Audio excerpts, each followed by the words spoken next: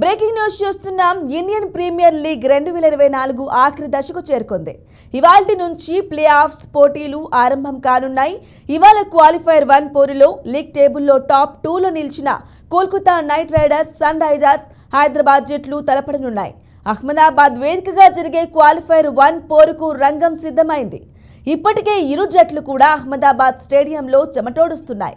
ఇరు జట్ల మధ్య లీగ్ దశలో ఒకే ఒక్క మ్యాచ్ జరగ్గా అందులో కేకేఆర్ 4 పరుగుల తేడాతో విజయం సాధించింది.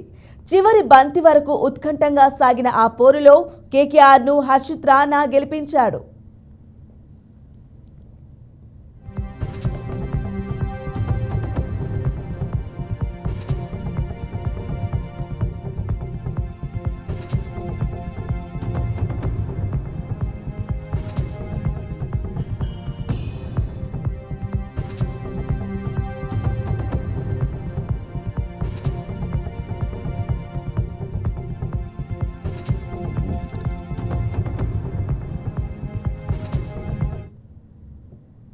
అటు కేకేఆర్, ఇటు సన్ రైజర్స్ హైదరాబాద్ ఇరు జట్లు కూడా బ్యాటింగ్లో బలంగా ఉన్నాయి. అయితే బౌలింగ్లో మాత్రం కేకేఆర్దే పైచేయి. నరైన్, వరుణ్ చక్రవర్తి సూపర్ ఫామ్లో ఉన్నారు. ఇక ఈ మ్యాచ్ కోసం సన్ రైజర్స్ హైదరాబాద్ ఒక మార్పు చేసే అవకాశం ఉంది.